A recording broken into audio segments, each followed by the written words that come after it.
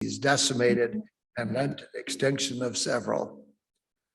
Perhaps the plight of the passenger pigeon best illustrates the impact of the all-out assault on wildlife. At one time, flocks of these songbirds darkened the skies. By 1900, unrestricted market hunting left this species teetering on the brink of extinction. The last passenger pigeon died in a Cincinnati zoo in 1914. Fortunately, the foresight of conservationists in the 1800s began to produce results. In 1887, the north end of Last Mountain Lake in southern Saskatchewan was designated as North America's very first migratory bird sanctuary. This was Saskatchewan's first protected area.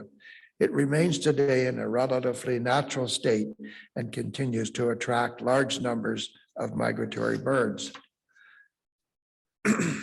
Ranchers in the northern US captured a few calves from the remaining bison herd and kept them in captivity. Largely thanks to their efforts, this once abundant species was salvaged from extinction. Market hunting was petering out around the turn of the century because wildlife populations were no longer sufficient to make hunting profitable.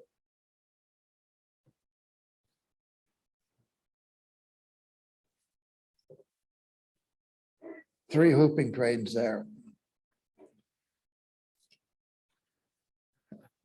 By the time early conservationists began the onerous task that we continue to struggle with today, that being wildlife conservation, protected areas, and species restoration. Observations about the decline of the majestic whooping crane documents the demise and concern for this rare species. That's Fred Bard, director of the museum, around 1956 near Weyburn. That bird eventually died. By 1970, their numbers had already declined significantly. Most birds and eggs discovered were collected for museums and collectors. Whooping crane eggs were selling for 50 cents a pair. In 1887, a collector paid $2.50 for 5 whooping crane skins. The last known nesting migratory whooping cranes in the United States was in Iowa in 1894. The eggs and birds at this nest were collected for a museum. Saskatchewan's last known whooping crane nest was recorded at Luck Lake in 1929. Prior to that, there was a nest around Corrobert in 1926. As early as 1912, naturalists predicted the whooping crane was doomed to extinction. Forbush wrote in 1912, quoting Nuttall's description, and added, "What a change in a century." It's hard to believe what they would think now in the last 100 years. One of the most significant wildlife conservation achievements on the continent occurred in 1916 with the signing of the Migratory Birds Convention Treaty between Canada, United States, and shortly after Mexico. This brought official protection for many non-game species and led to bag limits and seasons for wildlife. Until this time, the assault on our wildlife was largely on the species as a whole. However, with the influx of settlers into Prairie Canada in the late 1800s, the breaking of native grasslands was underway. Conservationists and governments began to make some good progress to protect natural areas in the early 1900s. In 1916, the federal government created a Municipal Park near Maple Creek and Namiscum Park near the hamlet of Namiscum, Alberta, to help prevent the continued demise of the pronghorn. In 1922, the Wawasee Park was created in what is now the Suffield Military Reserve. Unfortunately, these 3 national grassland parks were short-lived. By 1947, all 3 were abolished with the general comment, "no longer required for park purposes." In 1925, sorry for the graphics here, 12 migratory bird sanctuaries were created. These are outlined in blue. Included familiar places like Old Wives, Quill Lakes, Lake Lenore, Midland Basin, Chaplain Lake, Crane Lake, and others. These sanctuaries included 58,000 acres of surrounding prairie uplands. In the same year, 12 public shooting grounds were established to complement the sanctuaries to protect more wetlands and habitat.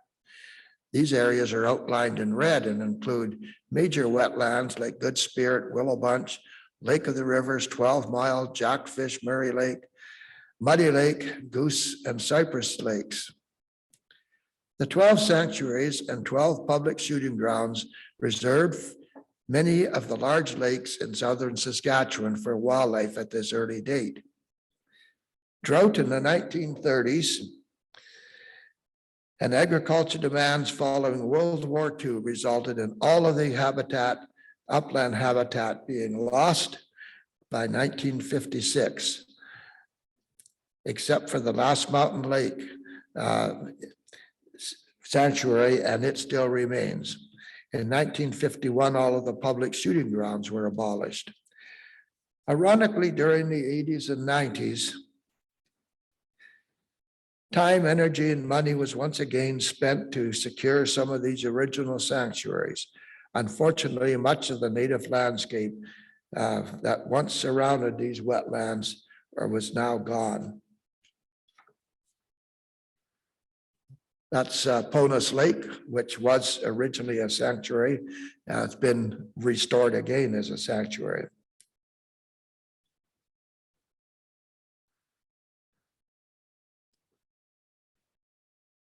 Drought in the 1930s was devastating for wildlife and people. Soil from recently plowed grasslands was lifted into the air and carried by persistent winds, often blotting out the sun. I'm out of sync here, obviously, sorry. Soil was piled up along fence rows and farmyards. Wetlands dried up and shallow wells ran dry. Much of the land was abandoned by the farmers. The number of farms in Saskatchewan peaked at about 142,000 in 1936. That number is fewer than 30,000 now. In response to the drought, Ducks Unlimited was formed in 1937 by concerned waterfowl hunters. Their main purpose was to protection and maintenance of prairie wetlands. Now there's the sun blotted out, and we'll catch on back on track here yet.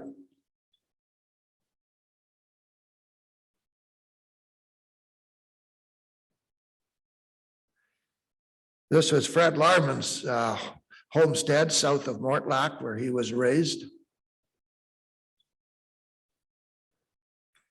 There's Ducks Unlimited, okay. The whooping crane in 1941 dwindled to 21 birds, and many people thought they would be doomed.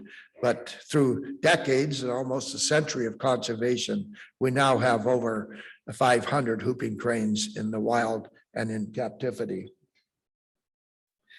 The Blue Jay magazine was the main activity of the Yorkton naturalists. In 1947, the Saskatchewan Natural History Society emerged from the beginnings in Yorkton. Water returned to the prairies, and by the late 40s, so did young war veterans eager to carve out a living on the land. New technology saw rubber-tired tractors replace horses, and combines replace the binders, threshing machines, and labor-intensive stooking. As prairie fires became a thing of the past, aspen parkland spread out, especially around moist depressions and sloughs. The roots of the aspen were always there, but they were burned off by frequent fires before they became established. This new expanded habitat resulted in a few species like mountain bluebirds and white-tailed deer expanding their range into southern Saskatchewan. Meanwhile, the greater prairie chicken arrived with settlement in the 1890s, but disappeared as quickly as it arrived a few decades later when preferred habitat requirements disappeared. Wet years in the 50s saw Saskatchewan's spring duck population reach some 20 million birds. These numbers have never been achieved since. Organized drainage of prairie wetlands was underway. 1080 poison bait was still used in the 50s to control or eliminate coyotes and wolves. In the north, poisoned horse carcasses were dumped on the lakes. The wolves would come and feed on them.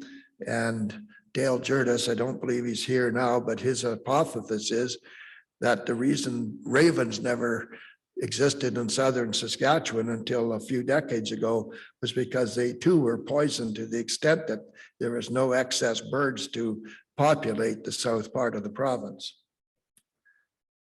Hawks and owls were unprotected and often shot by the ill-informed. Nature Saskatchewan led the charge to protect these birds of prey. The nests and eggs of colonial birds were pillaged by those who believed pelicans and cormorants were depleting game fish stocks. In at least one case, domestic pigs were released on a colonial bird nesting island and where they spent the summer feeding on eggs and young pelican. And that was at Sugi Lake. By 1950, the Canada goose, believe it or not, had all but vanished from prairie Canada.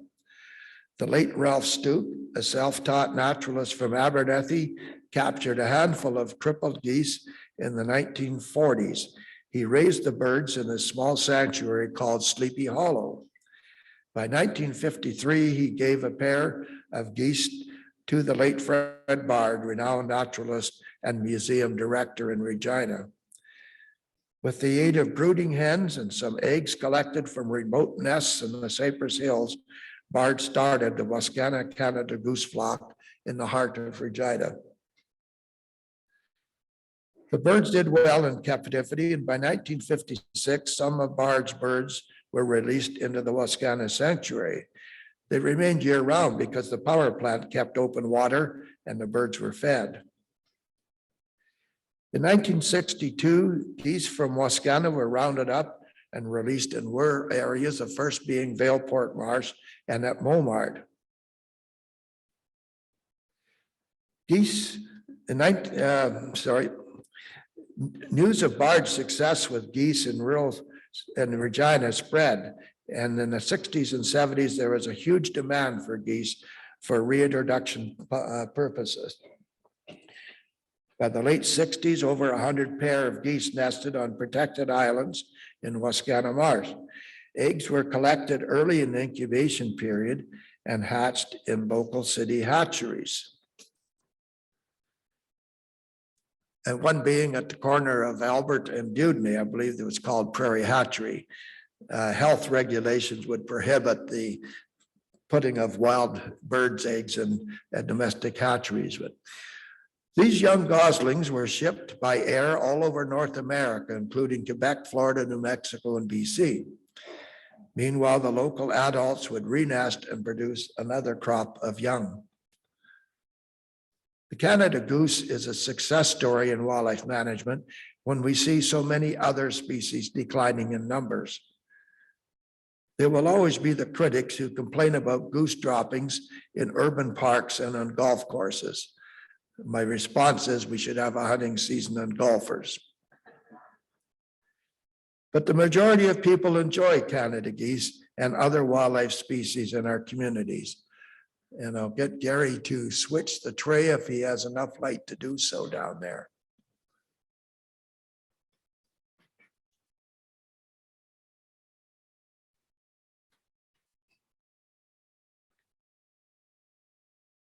Good. The demand for more farmland resulted in the ever-increasing loss of natural landscape on the prairies. In the 60s and 70s, bulldozers worked around the clock, demolishing aspen parkland. Drainage of wetlands was easier with newer and bigger equipment. Heavy-duty breaking plows chewed up more marginal and native prairie grasslands. Thus began the slow but steady increase in the decline of many prairie species due to the loss of habitat. Concern for the demise of species was evident on many fronts. Perhaps the establishment of bluebird nest box trails to help cavity nesting bluebirds and tree swallows was one of the most successful grassroots initiatives in hands-on conservation. The efforts of many trail operators throughout North America have assisted these and other cavity nesting birds.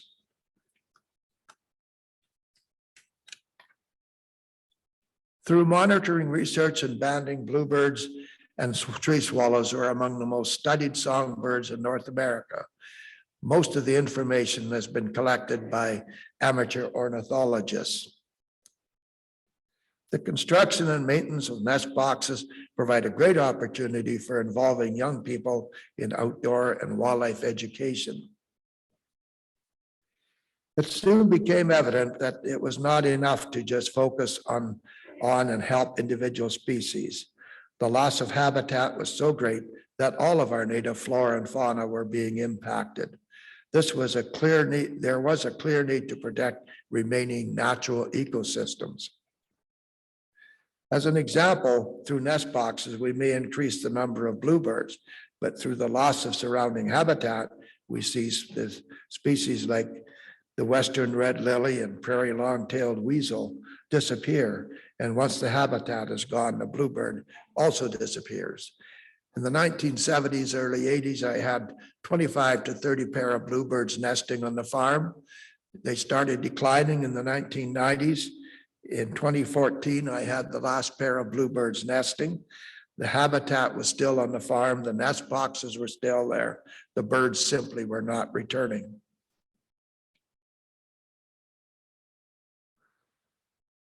I should never have lived because I lose my spot.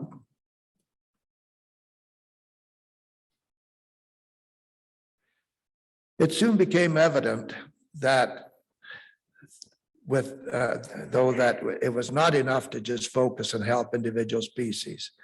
The loss of habitat was affecting everything. For an example, through nest boxes, we may increase the number of bluebirds, but in the surrounding habitat, but other creatures would disappear. It was becoming increasingly clear that without habitat, wildlife would not survive. In 1970, at the urging of the Saskatchewan Wildlife Federation, the province charged an impost fee on hunting licenses. Proceeds from this new fee went to the Wildlife Development Fund, specifically for the acquisition of prime natural habitat. The program has worked well with some 200,000 acres of habitat secured. And in the 90s, fishing licenses were also charged an impost fee, and work is done on fisheries habitat and wetlands as well. As many of you know, the progress in achieving protection for natural areas can be slow and frustrating. One of the best examples of a long drawn-out process with numerous hurdles has been the creation of the Grasslands National Park in southwest Saskatchewan. In 1957, well-known botanist Dr. George Ledingham from the University of Regina proposed the establishment of a Grasslands National Park in the Val-Marie area. The idea received strong support from colleagues, Nature Saskatchewan, Nature Canada, and many other organizations and individuals.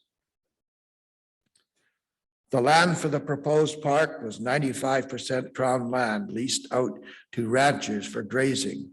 For the most part, the mixed grasslands were well managed and preserved. But you can see here, somebody saw fit to break up a prairie dog colony on the other side of the fence. For the next 4 decades, continuing lobbying at the provincial and national level saw the proposed Grasslands Park advance at a snake's pace. In the early 70s, Premier Alan Blakely received more mail supporting the creation of the park than he did on any other issue. In 1973, Nature Saskatchewan had the Honorable Jean Chrétien, Minister of Environment and Parks Canada, speak at their 25th anniversary annual meeting, and he was fully supportive of the park. Acquisition of the land base for the park on a willing seller, willing buyer approach was launched. Ranchers were paid for leased land as if it was their own. But the transfer of provincial crown land to federal government took years to complete. Then the province wanted to do a thorough exploration for coal, oil, and gas before transferring mineral rights to the federal government, which added more years. Then the province was using the Grasslands Park as a bargaining chip to obtain a federal license for the Rafferty Alameda Dam project in the late 80s. Then the province wanted to retain title to the waterways, namely the Frenchman River. More years were lost. Finally, by the year 2000, legislation was introduced and passed in Parliament to officially proclaim the Grasslands Park. At the Federal Provincial Environment Ministers Conference in the Maritimes, I was sitting beside the Alberta minister. The federal minister escapes my name. The lady was a member of the so-called Rat Pack. Anyways, she spoke and took questions, and I said, when are we going to get Saskatchewan's Grasslands National Park? And she didn't really have an answer. The Alberta minister poked me and said, why would you want that? And anyways, I did talk to Sheila Copps, was her name, talked to her afterwards. And soon after that, the park was officially created.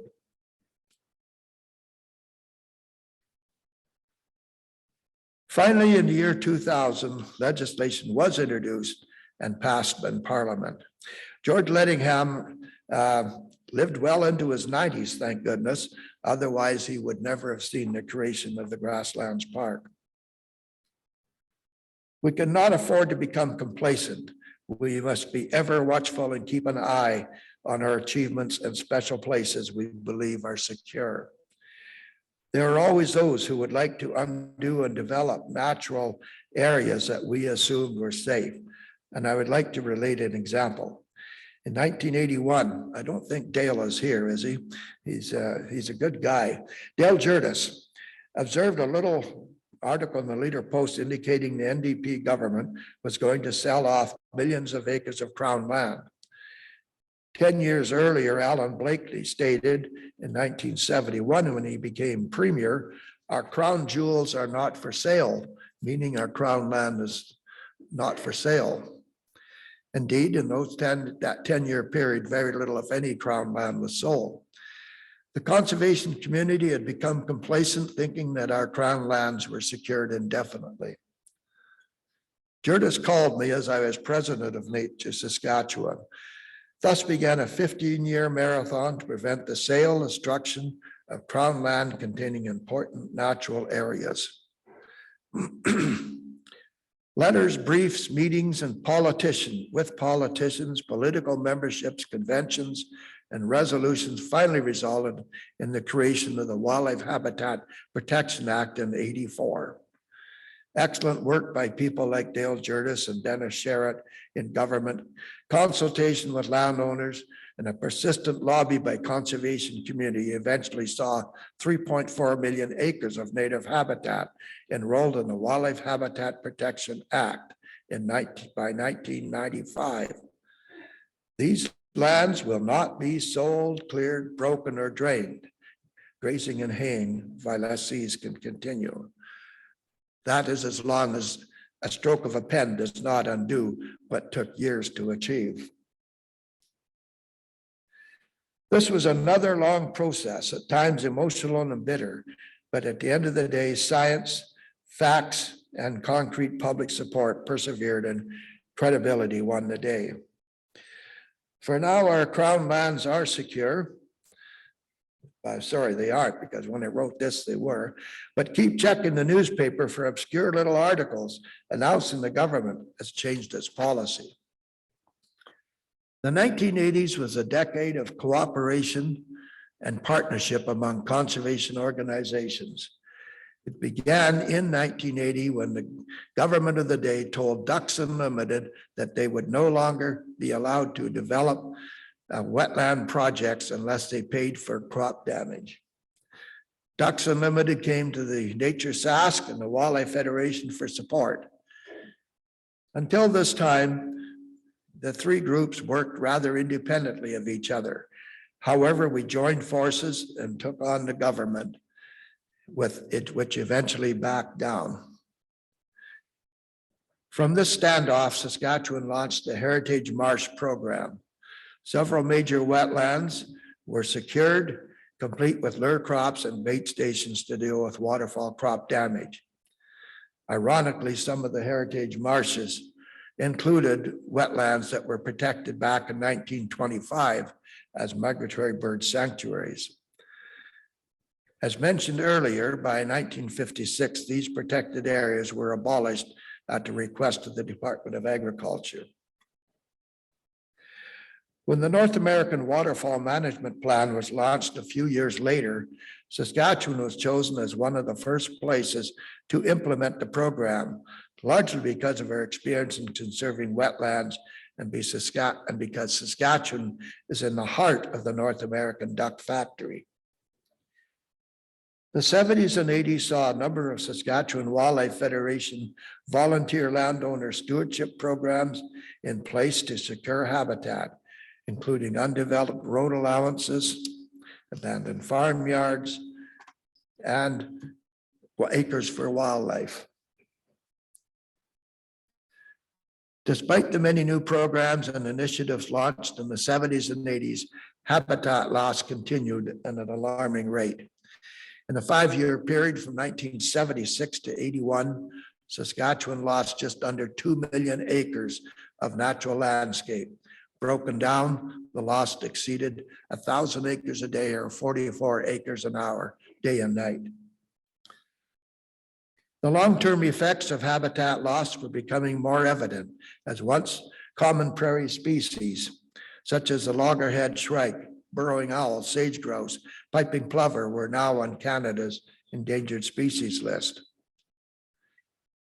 Recognizing that our prairies contain more species at risk than any other region of Canada, the World Wildlife Fund, led by Monty Hummel, came to the prairies to launch the Wild West program in 1986 at the first Prairie Conservation and Endangered Species Conference in Edmonton. And these conferences have been held every 3 years. The next one is this coming April, and it will be in Calgary. They rotate among the 3 prairie provinces. This conference brought conservationists from the prairies together for the first time. The very successful program helped to spur the provincial governments forward to protect important natural areas and eventually led to Canada's Endangered Species Program. 1987 was designated the Centennial of Wildlife Conservation in Canada in recognition of North America's oldest migratory bird sanctuary, Last Mountain Lake, created in 1887. To commemorate this milestone event, World Wildlife Fund arranged, that's my daughter Heidi when she was 7. Her children are now 12, 10, and 8, but I'm not any older. To commemorate this milestone event, World Wildlife Fund arranged for His Royal Highness Prince Philip to visit Saskatchewan and promote wildlife conservation. His visit focused on the demise of the once familiar burrowing owl. Over 600 people gathered at some remnant prairie on the Grant and Sheila Fallman farm near Regina to see some of the 15 pairs of owls nesting there at that time. And probably some of you folks were there. I'm sure that everyone came to see the owls rather than Prince Philip. Media coverage was extensive and interest in the endangered burrowing owl spread across Canada. Operation Burrowing Owl was launched at this time, recognizing landowners who had owls nesting on their property. At that time, there were a lot. Today, and as a result of people that had or used to have owls nesting, hundreds of landowners have enrolled 200,000 to 300,000 acres of native grassland in the Operation Burrowing Owl program, hoping that someday the owls will return.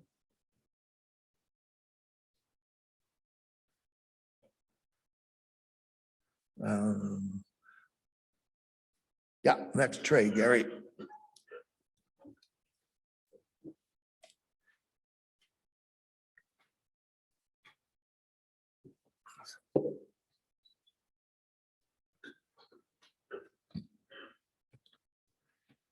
The toll-free line called the Hoot Line has been set up with Nature Saskatchewan for landowners to report observations of burrowing owls or other species at risk.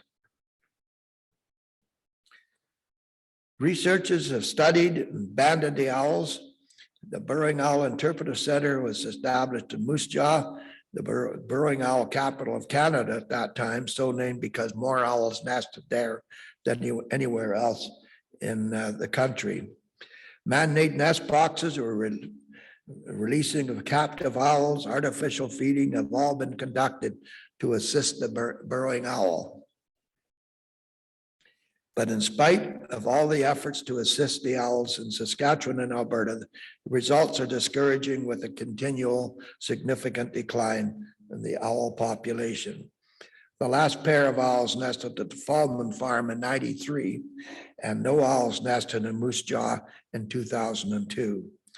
It is estimated that less than 200 owls inhabit Alberta and Saskatchewan. Over the years in the 80s, early 90s, myself and others managed to band well over 400 owls. So there obviously were young ones being raised at that time. On a positive note, the World Wildlife and Endangered Species Program has produced very favorable results across Canada. The latter part of the 80s saw two very controversial and politically charged dam projects launched in Saskatchewan and Alberta. Some of you may remember these days. I have three sets of photographs. The proponents said that there was no habitat in the Souris River Valley and that the things would be much better with a big lake there. So this is this upper Souris River Valley, and you can see there's acres and acres of trees. As some of you know, the Souris is sort of a ribbon through the flat open farmland of southeast Saskatchewan, and upland birds, deer, other creatures would seek shelter in the Souris during the winter with the severe weather. So this was before, and after they cleared the trees out, this is what it looked like. Nothing left. And this one is before the Souris River. You can see there's lots of trees and shrubs on along the shorelines. And they were also removed. And this one is the old Main Prize Park, a regional park in the Souris River Valley used by many people. And that's what it looks like now.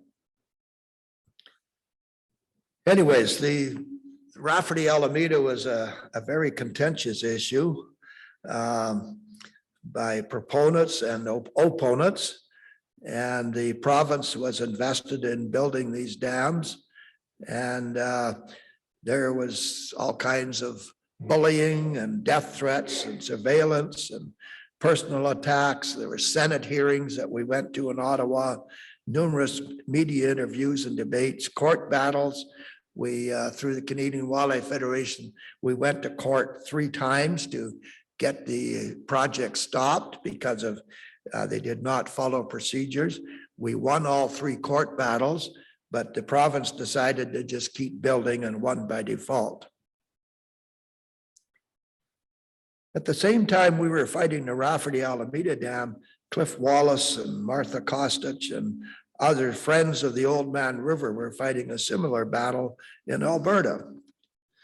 In June of 1989, some 15,000 people gathered at a rally on the banks of the Old Man River to express their opposition to the dam in southern Alberta. It was hoped that the outpouring of public opposition, court challenges, and false economic benefits would discourage future governments from plundering ahead with mega projects without full and proper environmental public review process. It has worked for the last couple of decades, but with announcements that we're going to invest $4 billion in drought proofing Saskatchewan by irrigating from Diefenbaker Lake, which is almost dry this year, and other things like the Meridian Dam at the Alberta Saskatchewan border. It's like but thinking that habitat is secure forever. It's not. We have to be ever vigilant. Ian Tyson and Sylvia and some other folks were there for that rally in Alberta.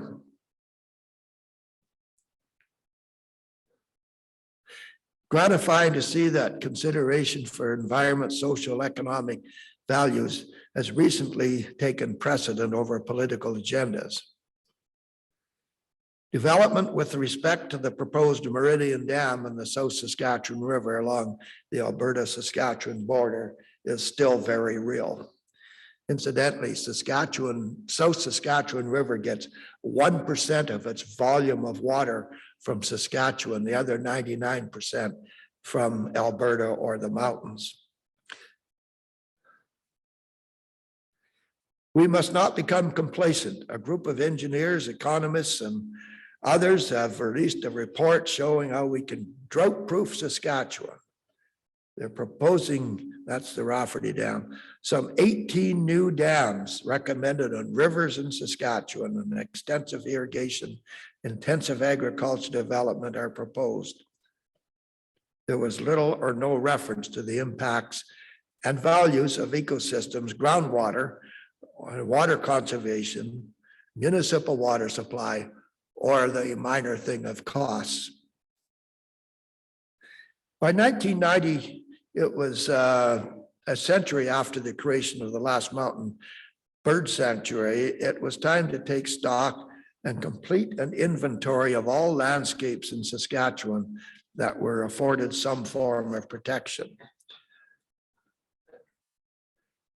The world acclaimed Brundtland Commission back then in the 80s determined that a minimum of 12% of an ecoregion is required to ensure species survival and diversity.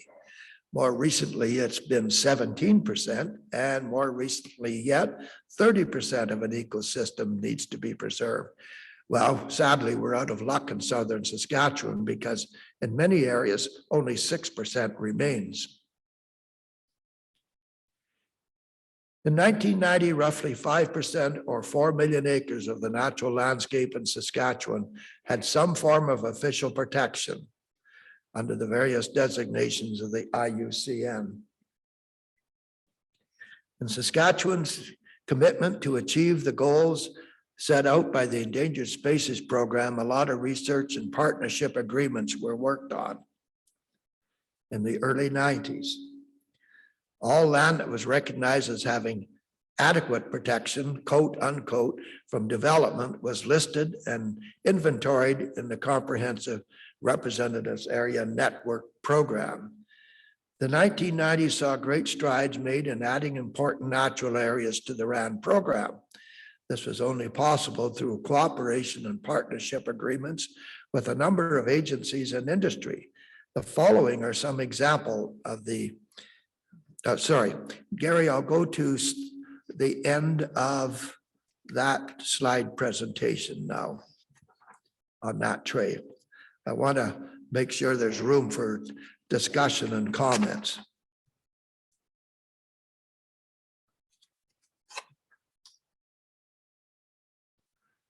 Now, if I can just find my spot there.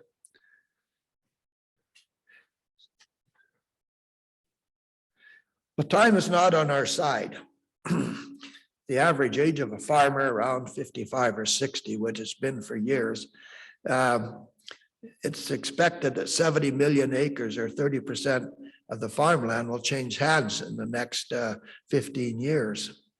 In many cases, small farmers who maintain habitat on their land will retire and sell out to larger operators.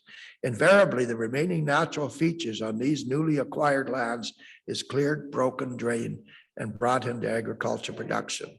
This includes farmyards, shelter belts, whatever. Recently read that 8% of the farmers in Saskatchewan control 38% of the land. So that's about 2,400 farmers control 38% of the farmland.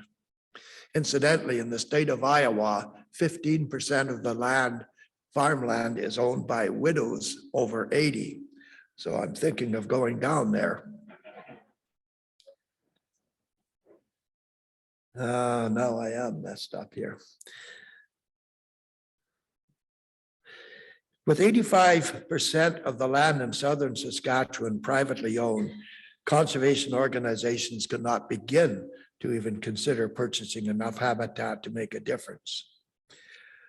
So we've been relying on groups like the Wetland Corp, Wildlife Federation, Nature Sask, stock growers, and others to voluntarily and to some degree to preserve our natural landscape.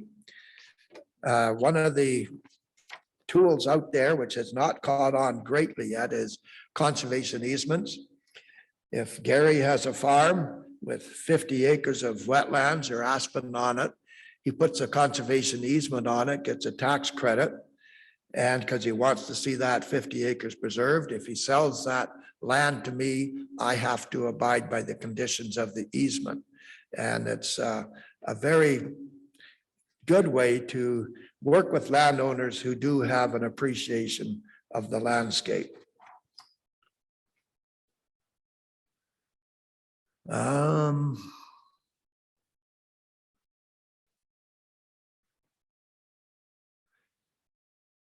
It is becoming increasing. It is easy to become discouraged with such overwhelming global statistics.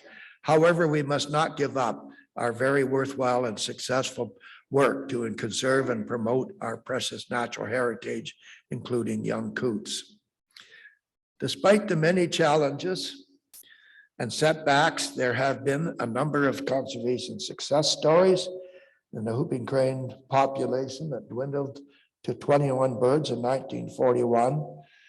And it became the symbol of conservation in North America. Has laid a slow, remarkable comeback, and with a total of over 500 to 600 birds now. Through a successful reintroduction program, the swift fox again roams the grasslands of southeast Alberta and southwest Saskatchewan. In the United States, the black-footed ferret, once thought to be extinct, again inhabits prairie dog colonies due to successful captive breeding and reintroduction. Some ferrets were released in Grasslands Park, but they did not survive as they caught the plague that prairie dogs carry sometimes. The white pelican and trumpeter swan have been removed from the species at risk listing due to significant population growth. Merlins, peregrines, bald eagles have all made a remarkable recovery from the 60s and 70s when DDT was responsible for pretty well wiping them out. The challenges before us have never been greater and the urgency never so pressing. Our children and grandchildren will not have the opportunity to make many of the decisions before us today, as it will be too late. As one example, despite our best efforts to assist the burrowing owl, computer models predict the owls will no longer inhabit Canada's grasslands within the next decade. But then the experts predicted 100 years ago the whooping crane was doomed to extinction.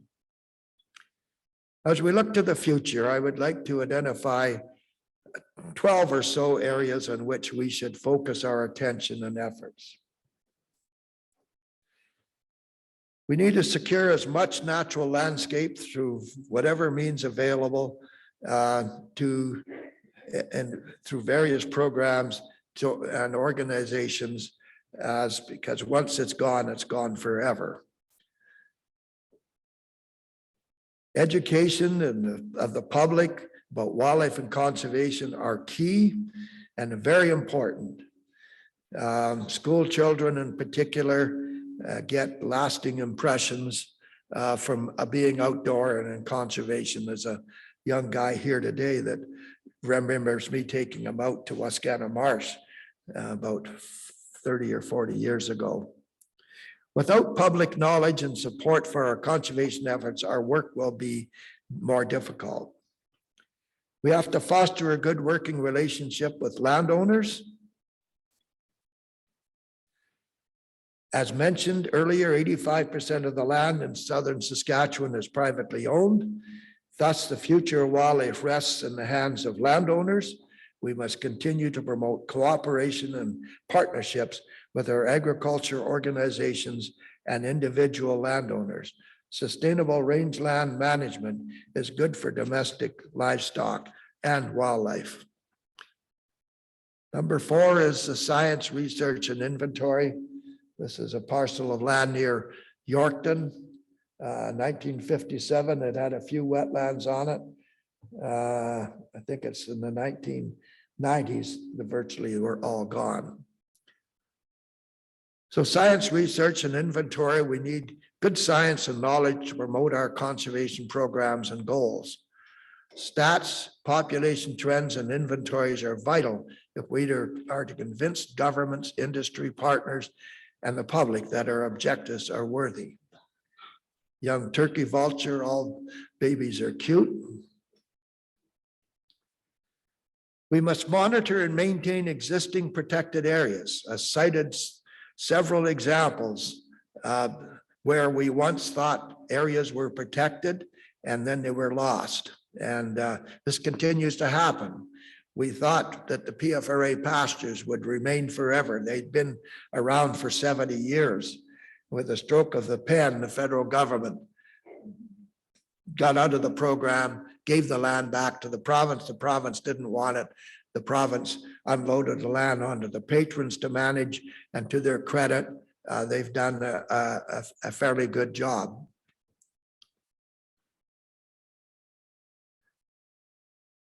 Monitoring and maintaining existing protection is critical. We must be ever vigilant in monitoring lands that have been set aside from development. We cannot become complacent. There will continue to be a variety of competing interests eyeing our protected areas as soon as we turn our heads, waiting for the right political climate and opportunity to push their agendas at the expense of our natural areas. Number 6 is sustainable development. We have one of the most developed landscapes in North America. Development is here to stay. Thanks to development, we enjoy one of the highest standards of living in the world. New technology continues to lead to more economical and hopefully environmentally friendly development. It is imperative that we monitor development and weigh the environment, social, and economic costs. Sometimes the costs outweigh the benefits, and we should be there speaking up for the environment. Number 7 is retain public ownership of wildlife. One of the reasons that wildlife conservation has been so effective in North America is that wildlife is a public resource.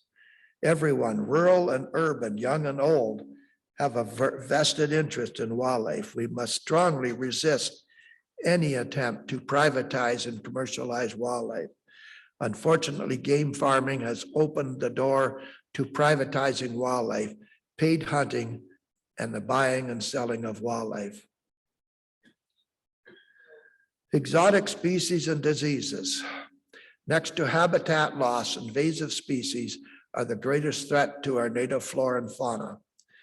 Exotics are usually inadvertently introduced into our natural ecosystems.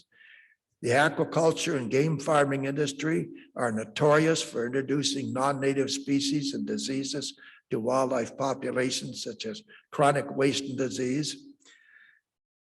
And small natural areas are particularly vulnerable to invasive species like leafy spurge.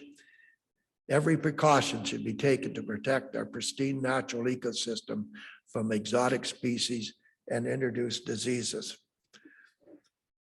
Most of you have heard about zebra mussels and how they are spreading through from east to west in North America. They are established in Manitoba, and I dare say established here in Saskatchewan now. The province set up some check stations, one main one on number 1 highway at Mooseman, to check boats coming into Saskatchewan from Manitoba. They checked 1,500 and thought they did a great job because they only found zebra mussels in 10 boats. And I asked, well, how many boats would have gone through that we didn't check? We don't know. We're just doing the best we can. So the zebra mussel is here. A few years back, it was proposed, and I proposed it, as ridiculous as it might sound, that no used boat be allowed into Saskatchewan. If I want to go to a fishing derby in Manitoba, I'll go, I'll rent a boat, I'll leave the boat there and come home. But no, that infringes on people's rights. They like their own boat and they would want to have their own boat, and no, they'll be careful and clean their boats up. But so it's a losing battle because of society's attitude. Sorry for the lecture. Conservation easements. It is imperative that conservation organizations and governments continue to promote conservation easements. Easements must be fair, simple, and attractive means for landowners to conserve natural areas. Number 10 is support for conservation organizations like Nature Regina. Continued support for the work that numerous groups do is vital. Without a strong membership and active leadership, the effectiveness of our organizations are in jeopardy. Many organizations are experiencing declining membership and finding it difficult to recruit members who will serve on their executives. And it's good to see some young folks here tonight working with Nature Sask. Communications and partnerships. As conservation organizations, we must continue to work together for common goals. We must also foster partnerships with industry wherever possible. Because of the ever-increasing importance of the environment, many industries are willing to work with organizations for conservation purposes. An example, a couple of years ago, Sask Power willingly agreed not to put turbines on native prairie, avoid large water bodies, migration corridors, river valleys, and it was industry, not government, that brought this forward. And fortunately, we were able to be there to congratulate them and work with them. Number 12, is don't give up. We must continue to be a strong, responsible, effective voice for conservation. We must continue to face the challenges before us. And I've added one more here, which probably most of you will find quite distasteful, but we need people like you guys in every political party, every municipal government, and you can make a difference. I know it's much easier to be out checking birdhouses than sitting in the legislature or city hall, but that's where the decisions are made, and you can make a difference if you are at the table. Most people know something about wildlife, conservation, the environment, and they appreciate it, but they have no idea of what needs done. And when you explain it to them, they say, yeah, well, that makes sense. Yeah, I can support that. So yeah, you can make a difference. So the future of wildlife is in our hands. And if we don't speak up for wildlife, who will?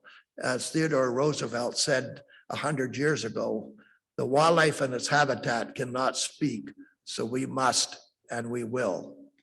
Thank you for listening to me.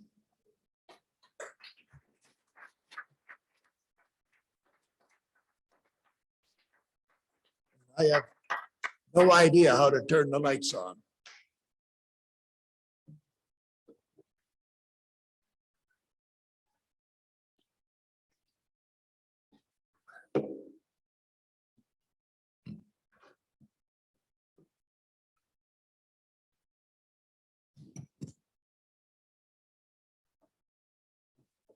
Actually, I think this one, I remember right. Don't fall off the stage.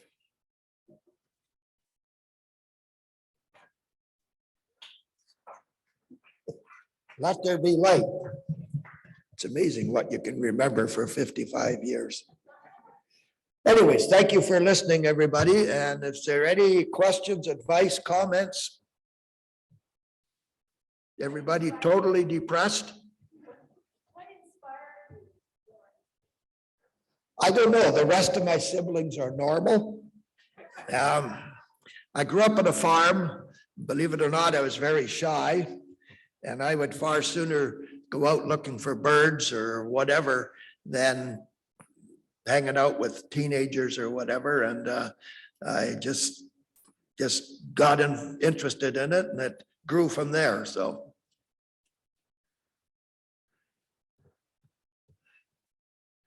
Yes, sir. Preservation of birds like the merlin, which is fine, but now, and we know they feed on English sparrows a great deal, but they also feed on warblers. And in my parents' farmyard, the orioles disappeared, etc. So they're hard to establish a balance in such things. It is. That's a very good observation. And many people wish the merlin would have disappeared totally. Especially when you are in a city area with, you attract birds and you look forward to them, and then there's a merlin, and obviously they get some.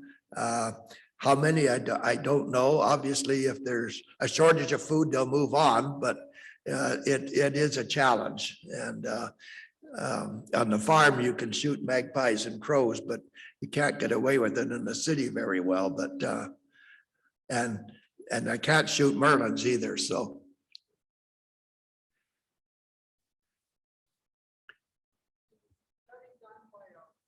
I'm sorry.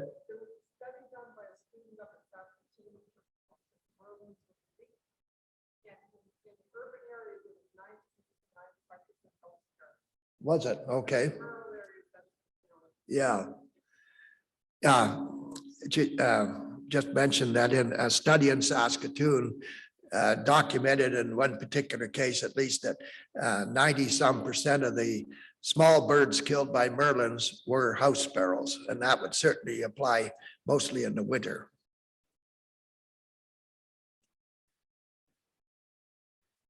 Yes.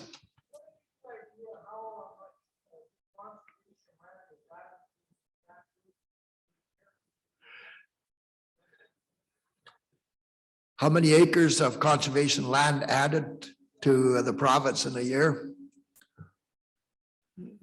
A few thousand at the most. Nature Conservancy, Ducks Unlimited are quite active. Wildlife Federation. That's about it.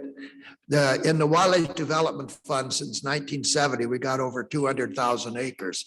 A lot of that was bought at $10,000 a quarter, and now that same quarter is $200,000. So the buying power is simply not there anymore.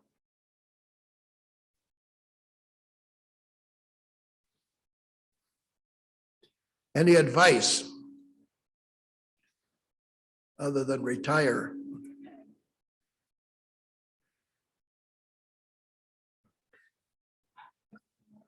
Yeah, I'm sorry.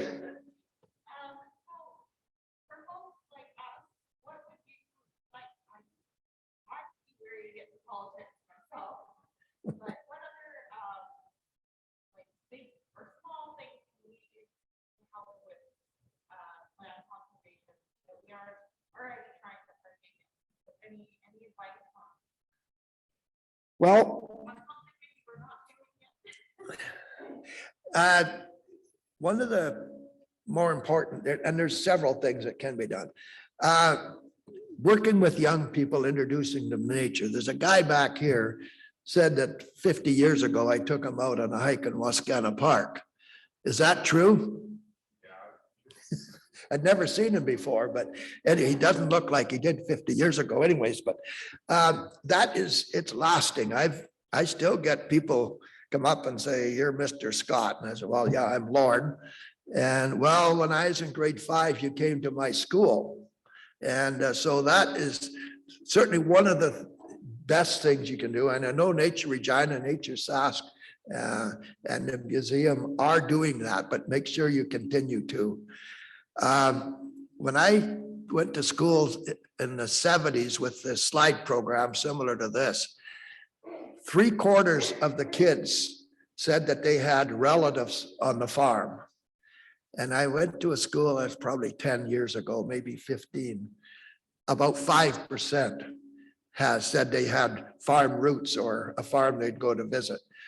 So they've never seen a burrowing owl. Does it make a difference? We seem to survive quite well without the passenger pigeon. Are we going to survive without the burrowing owl? Yeah, we will. But we feel, I often say, we owe it to our children to preserve them for them. But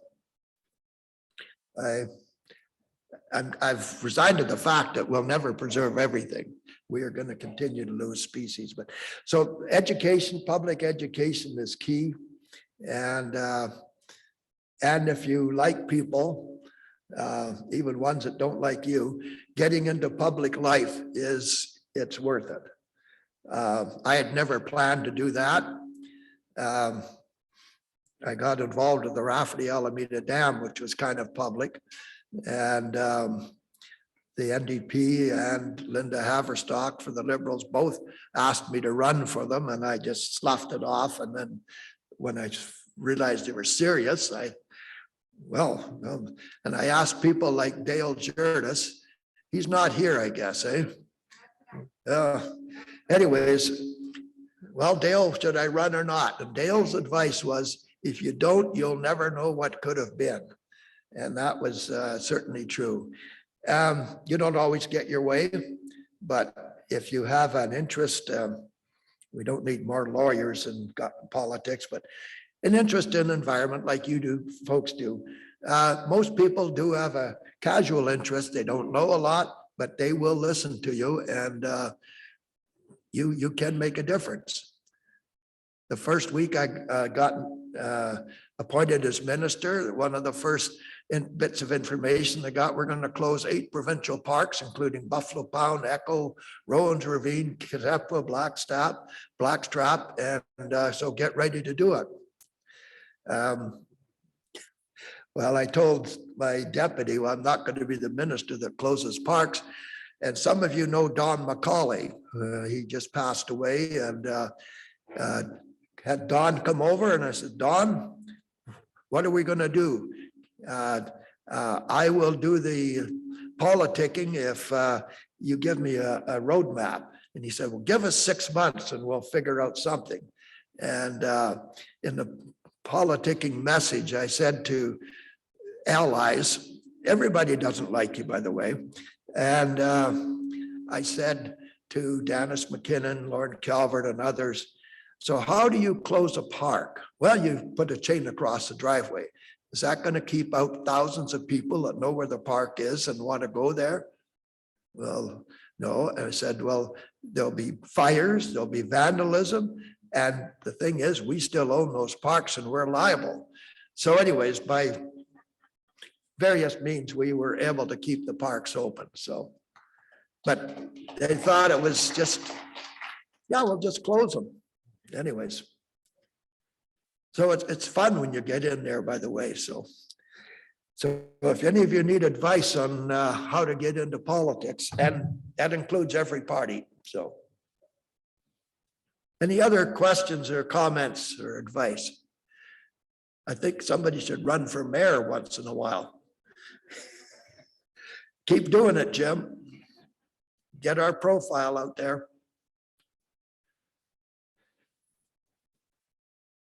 Well, I've talked for too long. Thank you very much. Great to be here.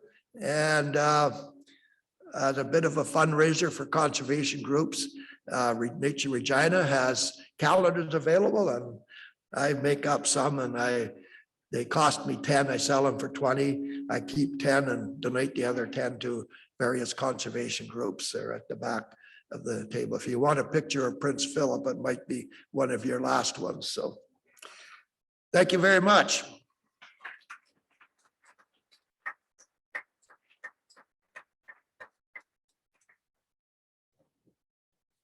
First time I've had to bring a